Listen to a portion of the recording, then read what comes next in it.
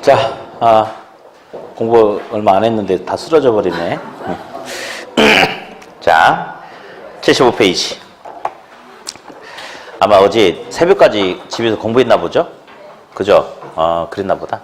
뭐 그렇게 해야지. 그렇게라도 생각해야지. 편하지, 마음이.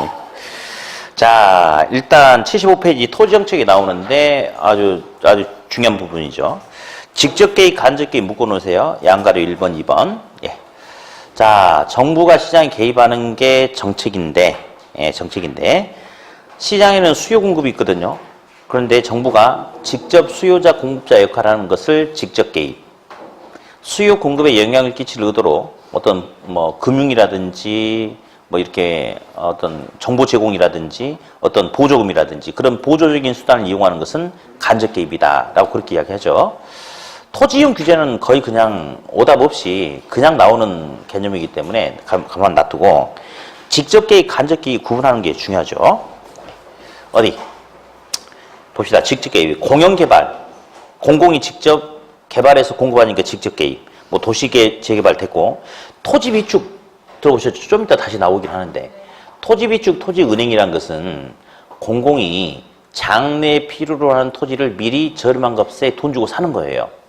가지고 있다가 또는 미리 토지를 확보하고 있다가 시장에서 토지가 부족할 때는 저렴한 값에 토지를 공급하고자 하는 목적도 있거든요. 그렇기 때문에 정부가 직접 개입하는 거 맞죠? 그다음에 수용, 돈 주고 사는 거니까 직접 개입이죠. 공공임대 투자 보유 다 직접 개입이고 간접 개입은 조세, 부담금, LTV, 취득세, DTI 이런 게 간접 개입인데 우리 기출지문 한 4개 풀어봅시다. 첫 번째 1번. 주택 금융에 대한 금융 정책은 정부의 직접 개입이다. 맞아요? 아닌데? 금융 지원 규제는 간접 개입이죠? 직접 수요자 공급자 역할을 하는 건 아니니까. 틀렸고. 두 번째. 3번. 부동산에 대한 부담금 제도나 보조금 제도는 정부의 부동산 시장에 대한 직접 개입 방식이다? 틀렸죠? 간접 개입이죠? 네, 틀렸고요. 다음 4번. 제일 여러 번 나왔던 게 4번이에요. 근데 4번에 보금자리 주택 밑줄 그어볼래요? 이렇게 나오기도 하지만 통상은 공공임대주택 공급이라고 나와. 통상은. 그러니까 보금자리 주택 공급도 똑같은 말이에요. 공공임대주택 공급. 자, 이런 공공임대주택의 건설 공급은 정부가 부동산 시장에 간접적으로 개입하는 방법이다? 직접 개입이겠죠? 틀렸고요. 5번. 개발부담금 부과제도는 정부의 직접적 시장 개입 수단이 된다. 맞아요? 틀려요? 요거는 부담금, 보조금, 이런 거, 세금 이런 것은 간접 개입이겠죠? 그렇죠? 틀렸다. 요 정도. 아무튼 그 정도만 좀 구분하시면 되겠고. 다음, 한 장 넘기세요.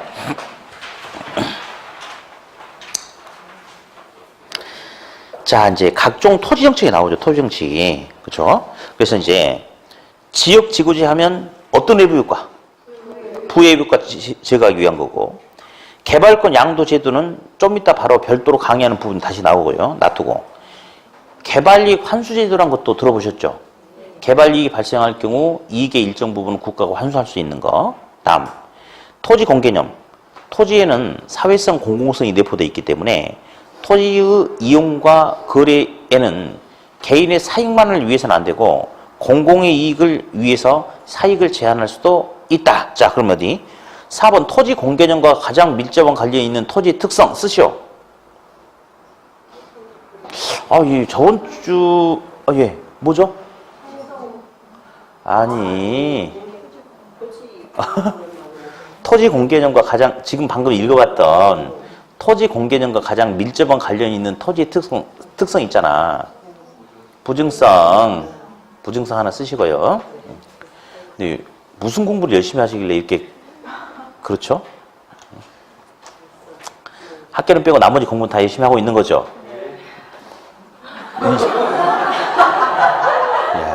이제 뻔뻔함까지 갖추고 있어요. 요게 이 정도면 다른 것도 다 마찬가지겠지 뭐. 다음 또 하나. 우리 소유권은 절대적 소유권과 상대적 소유권이 있다고 그랬는데 우리 기출문제도 풀어봤거든요. 이건 지금 무슨 소유권만 허용하겠대? 자, 거기 써놔. 절대적 소유권 인정 X. 시험에는 상대적 소유권을 인정한다 이 말이 중요한 게 아니고 절대적 소유권을 인정하지 않는다. 그게 더 중요하거든. 그래서 절대적 소유권 인정 X 이렇게 써놓으세요. 네. 그리고 다 지금 앞에서 해봤던 것들이에요. 지금. 네. 다음.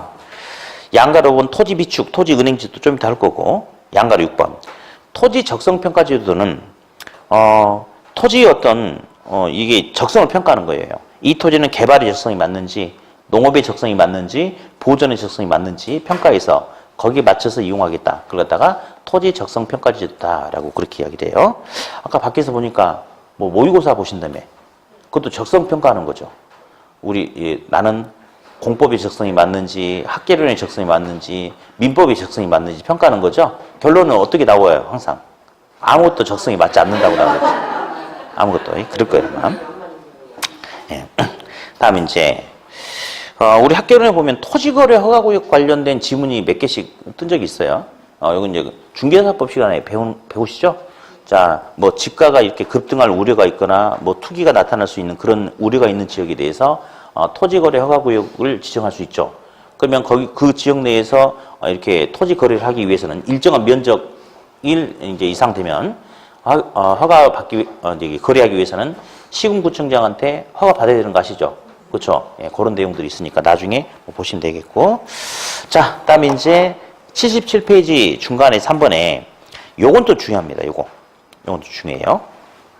거기 보니까 이제 공영 개발 시 토지를 확보하는 여러 가지 방법 중에 자, 첫 번째 보니까 토지 수용하고 환지 방식이 있어요. 환지 방식. 그래서 한번 볼게요. 자, 개발 사업 초기 사업비 부담이 더 큰 게 뭐냐 이제 이게 있는데 자, 이제 수용 방식이 있는데 자, 이제 사실은 이제 용어 좀 잠깐 볼게요. 우리 매수 방식이라는 게 있어요.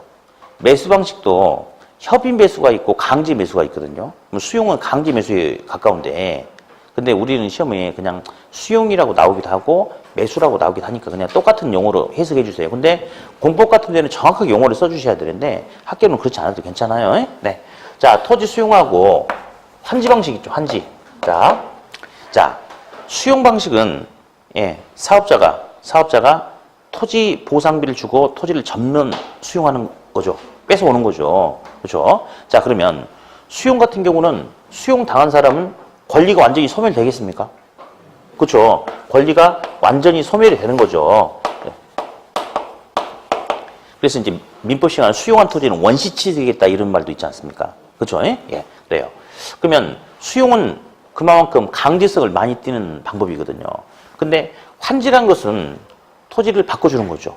그래서 예를 들어서 뭐 이런 지역에 이쪽에 A 토지가 있는데 이를 갖다가 이제 택지 개발해가지고 요 토지로 돌려준다 이거죠. A 토지로 이렇게. 근데 돌려주는데 요 토지가 100제곱미터 있다. 근데 택지로 100제곱미터를 다 받을 수는 없을 거 아니에요. 그렇죠? 그러니까 예를 들어서 간부율을 50% 적용하겠다 그러면 50% 받는다 이런 개념이 되겠죠? 그래서 유용성이 낮은 어떤 논밭 이런 잡종 이런 토지를 택지로 바꿔준다 해서 환지라고 합니다. 환지.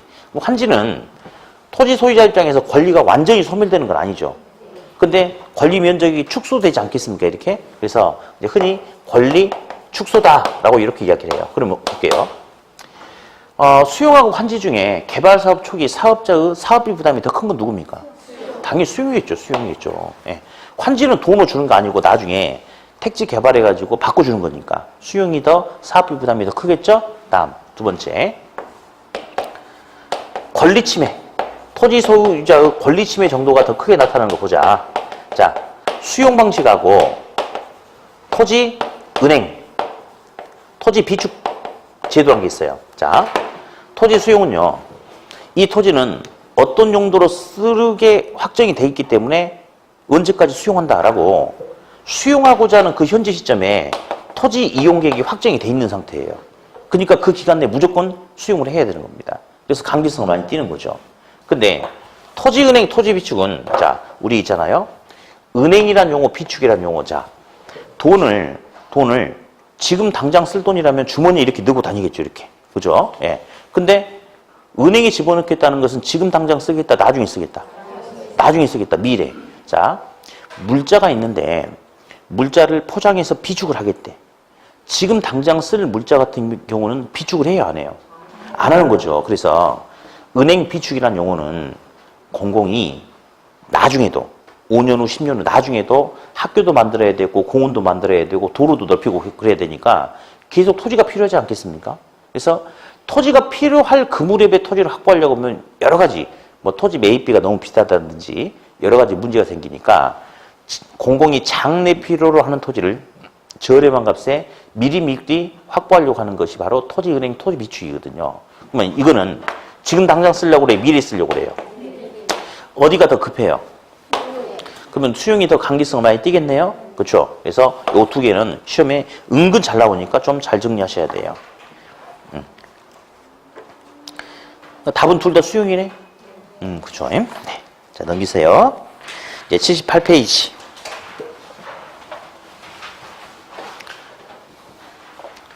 개발권 양도제도. 우리 흔히 이제 TDR, 그래서 디벨로먼트 라이트, 이게 이제 개발권이에요. 개발권을 트랜스퍼러블, 팔아먹을 수 있는 개발권 양도제도라고 이렇게 이야기를 해요. 개발권 양도. 자, 어디? 토지를 사면 토지 소유권이 주어지죠. 그죠? 근데 토지 소유권은 사실은 이런 말이 있어요. 권리의 묶음이다. 권리의 집합체다. 이런 말이 있거든요. 왜냐하면 토지 소유권 안에는 토지를 사용할 수 있고 수익 처분할 수도 있고 개발할 수도 있고 여러 권리가 있어요. 이 안에. 그래서 토지 소유권은 권리의 묶음이다라고 하는데 TDR 제도는 이 여러 가지 권리 내용 중에 토지 소유권하고 토지 개발권하고 누가 더 큰 개념일까요? 소유권 안에 토지를 개발할 수 있는 권리도 있잖아요. 그래서 소유권 중에서 토지 개발권만을 분리해서 개발권만을 거래의 객체로 삼겠다. 그게 바로 이제 TDR 제도인데, 이제 한번 그림이 있는 내용을 쭉 한번 봅시다. 자, 이제 여기 A지역이 있어요. A지역. A지역에 1번지 토지도 있고 2번지 토지도 있다라고 가정합시다. 이 A지역의 개발 상한선은 이만큼이에요. 이게 이제 개발 상한선이 상한선. 예. 그러면 당연히 개발 상한선 이하만 개발이 가능하죠. 그래서 첫 번째 1번지 토지 소유자는 딱 개발 상한선까지만 개발했어요. 이렇게. 끝났어요. 그냥. 근데 2번지 토지 소유자는 요만큼만 개발하고 요만큼의 공간은 나중에 이용하려고 아직 미이용 공간으로 가만 놔뒀대요. 권리를 포기한 건 아니에요. 나중에 이용하려고 놔둔 거였어요. 근데 이제 몇 년 지난 다음에 드디어 2번지 토지 소유자가 기존 건축물을 철거하든지 아니면 증축을 하든지 해가지고 이만큼의 공간을 개발하려고 딱 했는데 정부가 제동을 거는 거예요. 정부가 야야야야 너는 안 돼. 너 하면 안 돼. 라고 이렇게 하는 거예요. 그러면 2번지 토지 소유자는 기분 좋겠어요? 안 좋겠어요? 열받죠. 옆에 놈 할 때는 한 말도 않고 왜 나만 가지고 그래? 그러면 이제 형평성을 들고 나올 수 있어요? 없어요? 그럴 수 있겠죠. 옆에 놈 할 때는 왜 가만 놔두고 나만 가지고 그러냐라고 형평성의 문제를 들고 나올 수가 있어요. 그러니까 정부가 이해를 시키는 거예요. 아, 널 미워서 해서 그런 게 아니고 네 토지 주변에 어떤 도심의 역사 유적지가 있다. 생태계적으로 어떤 보존해야 되는 어떤 자원이 있다. 그런 것들이 있는데 누가 개발해버리면 그런 역사적 가치가 어떤 환경 가치가 훼손되지 않냐. 그러니까 미안하지만 너는 공공의 이익을 위해서 해서는 안 돼. 라고 국가가 할 수 있나요? 할 수 있어요. 아까 우리 토지 공개님 들어봤잖아요. 그렇게 할 수 있는 거거든요. 대신에 그렇게 하니까 개인이 상처를 받았잖아. 마음의 상처와 함께 재산상의 불이익도 받았죠. 당연히 손실 보상을 해줘야 돼, 안 해줘야 돼? 손실 보상을 해줘야 돼요. 근데 손실 보상을 현금으로 주면 그냥 끝나요, 깔끔하게. 근데 현금으로 주지 않고 TDR인지 뭔가 이런 걸 주겠대요. 그래서 정부가 TDR로 이렇게 줬어. 그랬더니 2번지 토지 소유자가 받고 이거 도대체 어떻게 쓰는 거냐라고 했더니 정부 설명하는 거예요. 야, 잘 들어봐봐. 이렇게 한대요. 옆에 B지역이 있어.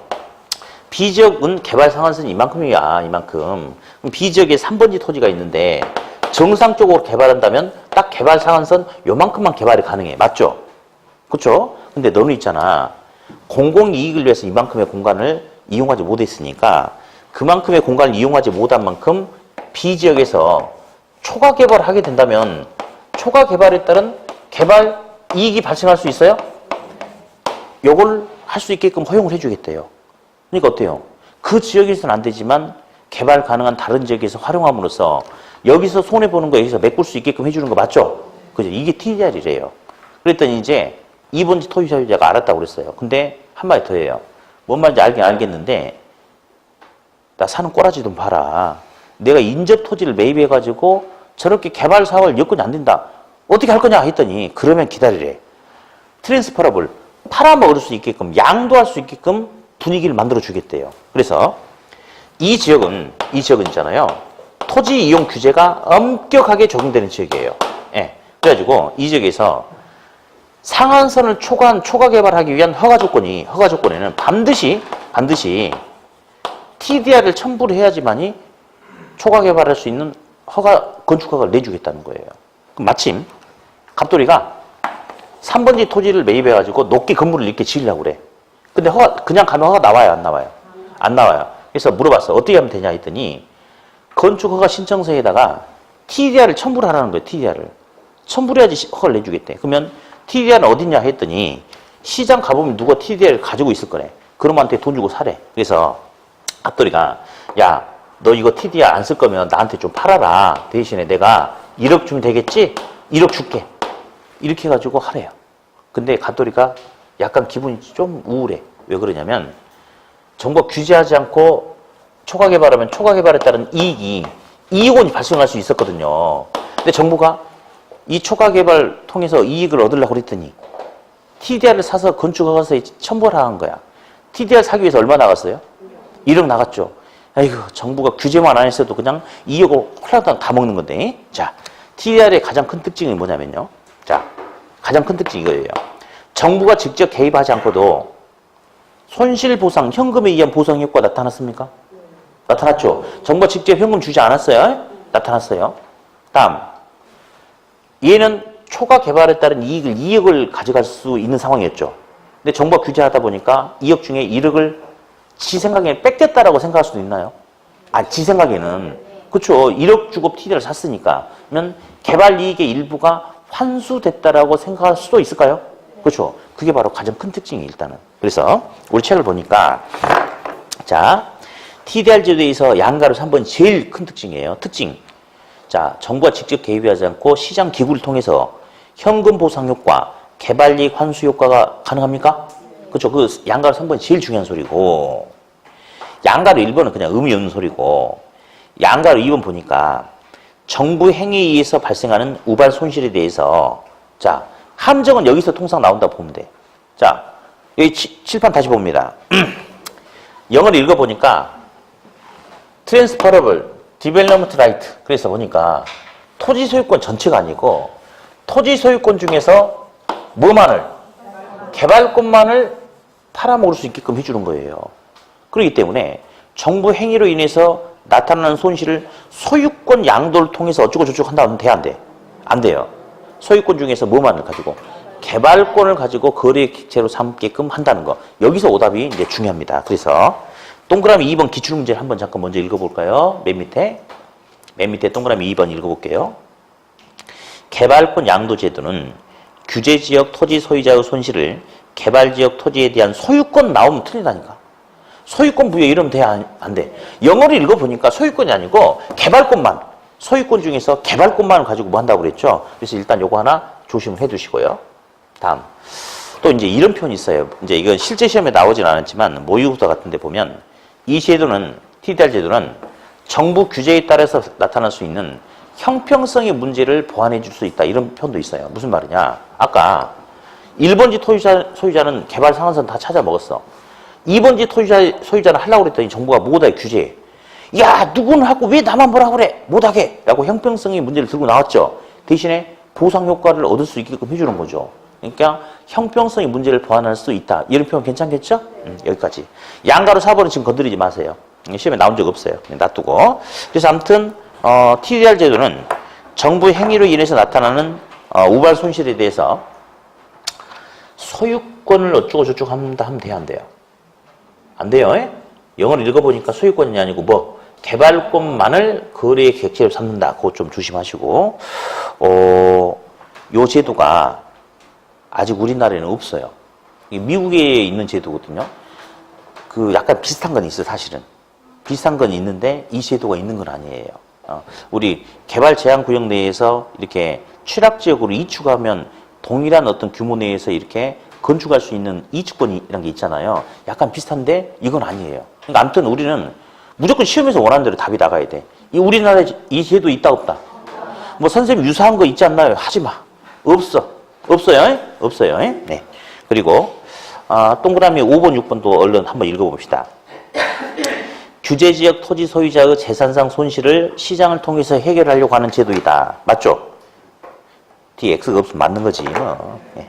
다음 6번. 공공이 부담해야 될 비용을 절감하면서. 자 보세요. 공공이 규제를 했는데 공공에 정부 재정 지출이 안 나타났죠. 정부가 현금으로 보상 안 해줬잖아요.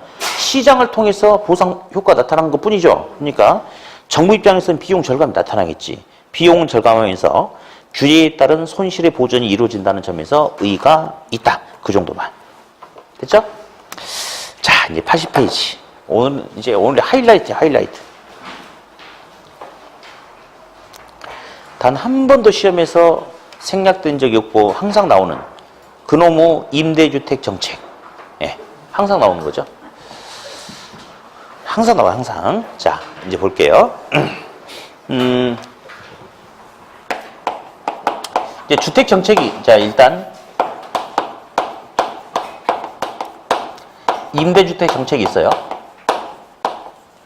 사실 근데 주택 정책은 두 가지가 있죠. 크게 이제 우리 책에 보니까, 임대주택 정책도 있고, 분양주택 정책도 있어요, 사실은. 그럼 어디? 임대주택은 사실은 뭐 도심지에 보면 장기 전세주택, 시프트 이런 거 있어요. 그리고 이제 기업형 임대주택, 뉴스테이 이런 거 있죠. 그건 임대료가 싸지 않아. 주변 시세보다 조금 쌀 뿐이지. 시세보다 쌀 뿐이지 완전 싸고 그런 거 아니에요. 예. 그러니까 저소득층들은 들어갈 수 있어, 없어? 없어요. 없어. 근데 우리 시험은 중산층, 고소득층 이런 사람들은 시험에서 언급하는 비중이 극히 적어요. 왜? 능력 되잖아. 그럼 알아서 잘 살 수 있을 거 아니에요. 그러니까 그런 사람들한테는 별로 관심이 없어요. 우리 시험에 관심사는 누구냐? 주택 부담 능력이 적은 저소득층 서민들이 우리한테 관심사야. 그러니까 임대주택 정책은, 우리 시험에 나오는 임대주택 정책은, 이제 우리 책에 나오는 것은 저소득층 서민들을 대상으로 하는 겁니다. 그럼 아무튼 저소득층 서민들을 대상으로 하는 임대주택 정책이니까 정부가 뭐 개입해서 통지하든 보조하든 이렇든 저렇든 아무튼 현재보다 저소득층 임차인의 임대료 부담이 더 높아지게끔, 낮아지게끔 하려는데 궁극적인 목적이 있겠죠? 일단 됐고 그냥 한번 들어보는 거니까. 분양주택은요, 사실은 분양주택도 많아. 뭐 80평짜리 분양하는 것도 있고 뭐 50평짜리도 많긴 하는데 우리 시험에 나오는 분양 정책은 저소득층 안 되겠지, 사실은. 이제 뭐 우리가 흔히 말하는 국민주택 규모도 뭐 분양가가 뭐 2억 얼마 이렇게 뭐 3억 이렇게 되니까. 근데 아무튼 우리 시험에 나오는 분양주택 정책도 서민들을 대상으로 하는 거예요. 분양가 상한제 들어보셨죠? 그러면 누구를 대상으로 한다고? 서민의 내 집 마련의 기회를 이렇게 도와주려고 하는 거야. 그러면 당연히 시장 임대료보다 높은 선, 낮은 선. 낮은 선에서 싸게 통제해야 되지 않을까요? 그러니까 우리 시험에 나오는 거는 저소득층 서민들 대상으로 하기 때문에 임대주택 정책이든 분양주택 정책이든 현재보다 분양 가격, 임대료 부담이 낮아지게끔 해서 저소득층 서민들의 어떤 주거비 부담을 줄여주고자 하는 그런데 궁극적인 목적이 있다. 싸게, 낮게. 이게 핵심 포인트. 자, 그럼 여러 가지가 있는데 첫 번째, 임대료 규제, 통제. 임대료 규제 통제에 대해서 이제 한번 가보자. 자, 그럼 한번 그려볼까요? 자, 임대료, P 가격. 혹시 중간에 처음 들어오신 분은 P는 가격, 프라이스고 임대료는 렌트가 R이에요. 그러니까 P하고 R은 달라요, 사실은. 매매 시장에서는 가격이니까 P고 임대차 시장에서는 렌트 R이 되는데 우리 시험은 가격과 임대료를 동일한 용어로 취급해요. 그러니까 임대료 하면서 P라고 이렇게 시험에 나오기도 하고 가격이란 말이 나오면서 렌트 R이라고 나오기도 합니다. 그래서 아무튼 우리 시험은 임대료와 가격이 동일하다. 이렇게 받아주셔야 돼요. 예. 자, 그 다음에 이제 가격과 임대료와 이제 수량, 양. 자, 어디 수요곡선이 이렇게 주어졌다. 수요곡선이. 공곡선이 이렇게 주어졌다. 그러면 수요 공곡선이 교차하는 점이 균형점인데 현재 시장에서 가만 놔두면 100원이라는 임대료에 주택이 100개가 임대차가 되고 있는 상황이다. 라고 이렇게 가정을 합시다. 가정할게요. 근데 정부가 임대료 규제를 하겠대요. 규제를. 그러면 임대료 규제를 하는데 균형 가격보다 만약에 어디 현재 가격을 가지고 정부가 시장에 개입하겠대요. 그럼 정부가 봤을 때는 현재 저 100원이라는 가격마저도 임차인 지불하기 부담스럽다고 생각하니까 정부가 개입하려고 하지 않을까요? 그럼 당연히 현재 가격보다 높은 선, 낮은 선. 당연히 더 싸게 낮은 선에서 이렇게 통제를 해야 되겠죠. 당연히 낮은 선에서 가격 통제를 해야 되겠죠. 싸게 이렇게 해야 되겠죠. 그렇죠? 자, 그런데 말도 안 되는 소리인데 만약에 있을 수가 없는 일이에요. 균형 가격보다 높은 130원까지 통지 받아라. 이게 말이 되겠어 안 되겠어? 말 안 되는 거지. 한번 해보자. 그러면 그 말도 안 되는데 균형 가격보다 높은 선에서 가격을 통제하겠다라고 한다라고 가정하자. 그러면 그러면 있잖아요. 원래 100개가 거래되고 있었거든요. 근데 균형 가격보다 높은 130원까지 팔아라 라고 이렇게 했대. 130원까지 받아도 된다라고 했대. 그랬더니 공급자가 소급시 그래요 하고 공급 물량을 100개에서 120개로 공급 물량을 늘렸대. 공급자는 이제 돈을 더 받을 줄 알고 공급 물량을 증가시켰대요. 근데 이건 지 생각이죠. 소비자가 봤을 때는 비용 부담이 더 커졌죠. 수요량을 증가시키겠어, 감소시키겠어? 수요량을 80개로 줄여버린대요. 그러면 수요는 80개고 공급은 120개면 초과 뭐가 생겨? 초과. 누가 더 초과돼 있어요? 초과 공급 몇 개가 발생합니까? 40개 발생하죠? 근데 이런 현상은 절대 생기지 않아요. 왜 생기지 않냐면요. 자, 공급자가 균형 가격보다 높은 선에서 가격을 통제해가지고 공급량을 증가시켰더니 소비자가 안 사줘 버리면 이거는 공실에 의한 손해가 훨씬 더 커버리는 거예요.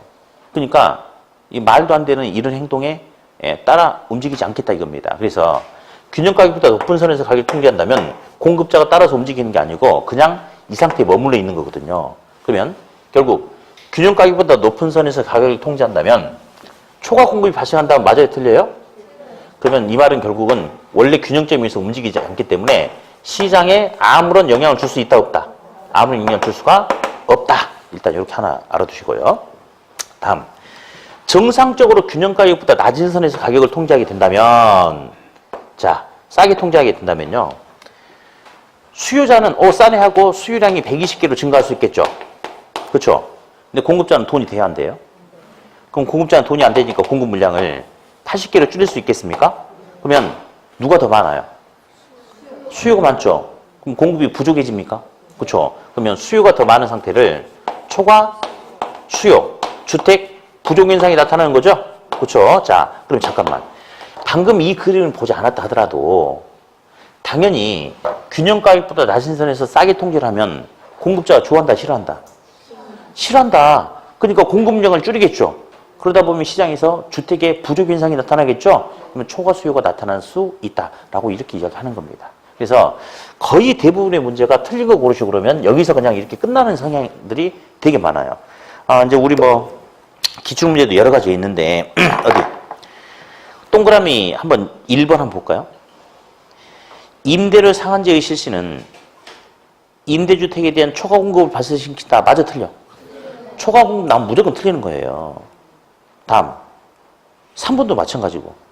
어디 3번 다른 조건이 일정할 때 정부가 임대료 한도를 시장 균형 임대료보다 높게 설정한다면 초과 수요가 발생해서 임대 부동산 부족 현상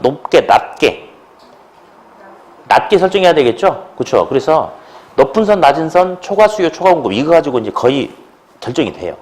그리고 이제 나머지 내용들 좀 다뤄볼게요. 이제 오늘 우리 이것 좀 볼까요? 초과 수요. 초과 수요. 초과 수요. 주택 부족 현상인데요. 이 초과 수요는 단기, 장기 우리 공급은 단기적으로 탄력적이에요, 비탄력적이에요? 단기적으로 비탄력적이죠? 장기적으로 탄력적이죠? 자, 볼래요? 지금 공급자가 돈이 안 돼요. 돈이 안 돼. 그럼 이제 공급을 줄이려고 하겠죠. 근데 공급 감소에도 시간이 걸려요. 왜냐하면 지금 주택이 100개가 있어요. 100개 있어요. 근데 지금 돈이 안 되는 거야. 근데 그래서 지금 당장 멀쩡하게 있는 주택을 다 어떻게 없앨 수는 없는 거잖아요. 그러면 주택이 자연 감소하려면 이제 여러 가지 방법이 있겠죠. 이제 주거용이 돈이 안 되니까 용도를 다른 용도로 바꿔서 이렇게 공급할 수도 있고 제한적으로 또는 항상 이런 게 있어요. 사회적으로는 주택 폐기량이라는 게 하나 있거든요. 주택 폐기량이라는 것은 더 이상 주택으로서 역할을 못하기 때문에 철거해서 없애야 되는 주택. 우리 보면 주택이 너무 오래되면 더 이상 주택으로서 역할을 못하니까 철거해야 되는 거 맞죠? 자, 근데 어디 사회적으로 우리 평택의 주택이 40만 호가 있다고 가정할게요. 호가 있는데 근데 이제 이게 착공식이 다 다를 거 아니에요. 아파트도 있고 빌라도 있고 지은 지 40년 된 곳도 있고 6개월 된 곳도 있고 그래서 평균적으로 매년 1만 호씩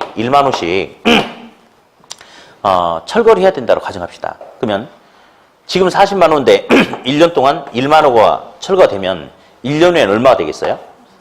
40만 호가 될 수 있나요? 될 수 있어요? 있어요.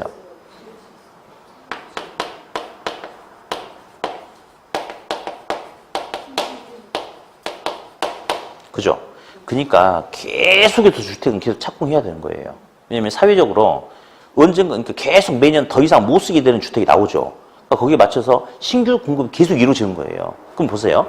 주택이 1년 동안 폐기되는 양만큼 신규 착공을 똑같은 양을 해주면 장기적으로 주택의 공급량은 현 상태로 유지될 수 있어요, 없어요? 있죠. 그래서 신규 주택 공급이 계속 이루어져야 되는 거거든요. 자, 그런데 예를 들어서 보자. 낮은 선에서 싸게 통제하니까 돈이 안 돼요. 공급자가 돈이 안 돼. 그럼 주택 만드는데 한 1년 걸린다고 가정할게요. 근데 매달 착공량이 100개씩 착공한다고 가정해. 근데 돈이 안 되면 착공량을 이번 달에는 100개를 하지 않고 50개를 줄일 수 있죠. 예. 선생님, 돈 안 되면 아예 안 하면, 착공을 아예 안 하면 되는 거 아닙니까? 그럴 수는 없어요. 회사 직원들이 있잖아요. 장비가 있잖아요. 놀리면 안 되는 거예요.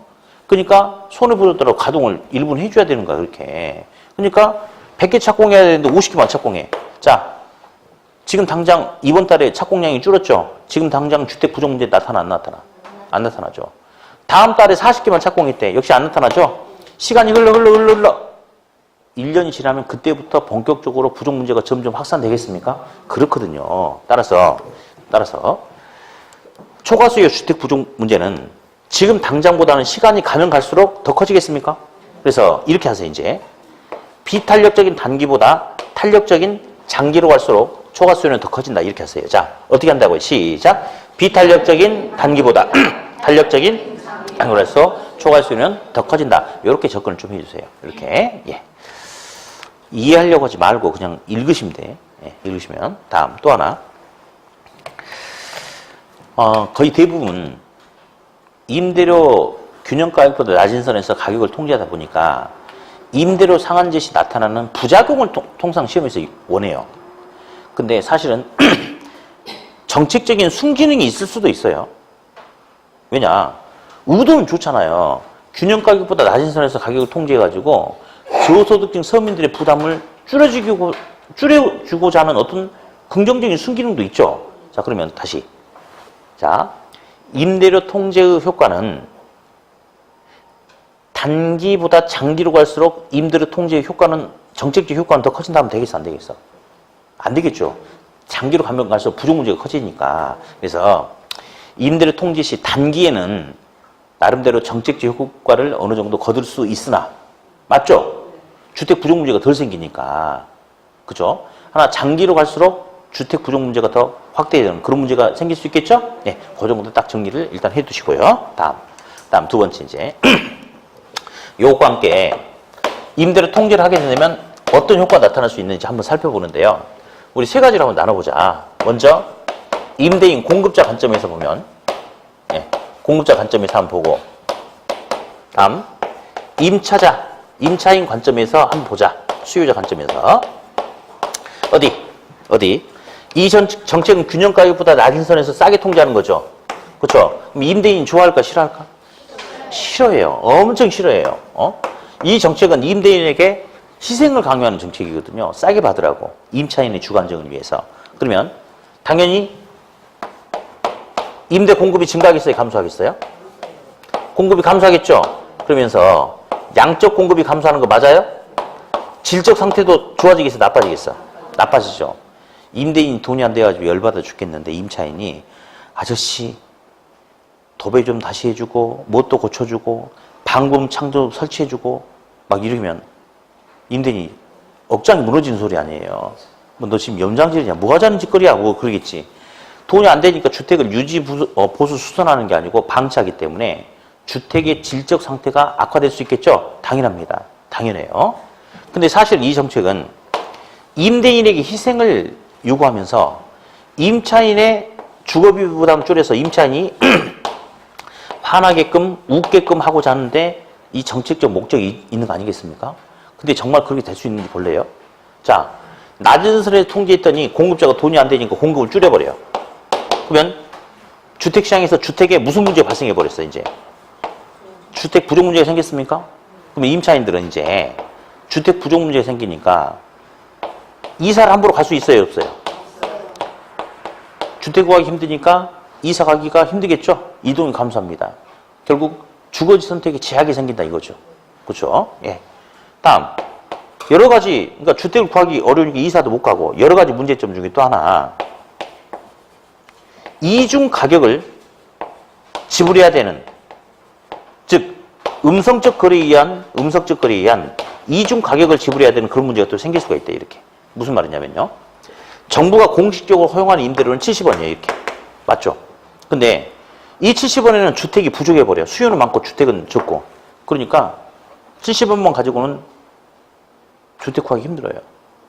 집주인한테 이중 계약서에 의한 웃돈을 지불해줘야지. 요만큼 내가 더 줄 테니까 나한테 집 먼저 좀 주라. 라고 해야지 주택을 구할 수 있지 않겠습니까? 그래서 정부가 공식적으로 허용하는 임대료 외에 추가적인 웃돈을 지불해야 되는데 자 지금 이거 빗금친 부분 이거 합법적인 시장이에요? 불법적인 시장이에요? 이거 우리가 흔히 말하는 암거래 시장 아니겠어요 지금? 그렇죠? 따라서 암거래 시장을 음성적 거래 시장이라고 그래요. 그래서 결국 주택 부족 문제가 생기기 때문에 음성적 거래에 의한 이중 가격을 지불해야 되는 그런 문제가 생길 수도 있겠죠. 그래서 아무런 추가 대책 없이 그냥 임대료 통제를 그냥 해버리면 결국은 임차인 얼굴이 이렇게 되는 게 아니고 종전보다 근심 걱정 주름살이 막 이렇게 생겨가지고 임차인 얼굴이 이렇게 되는 효과가 나타나 버릴 수 있겠죠. 연구 성공해서 실패했어요. 실패했죠. 이거는 시장이 실패한 게 아니고 정부가 잘해보려고 개입했는데 정부의 정책이 오히려 역효과 부작용을 발생시켰습니까? 그렇죠. 누가 실패했어요?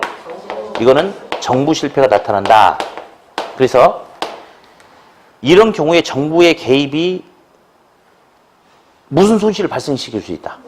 사회적 후생 손실을 발생시킬 수 있다. 이런 식으로 딱 정리합니다. 예, 이게 이제 가장 중요한 틀이 되겠어요. 이렇게. 네. 자, 그러면서 이제 제가 지금 실판에 판사한 게 이제 시험에 절대적이에요.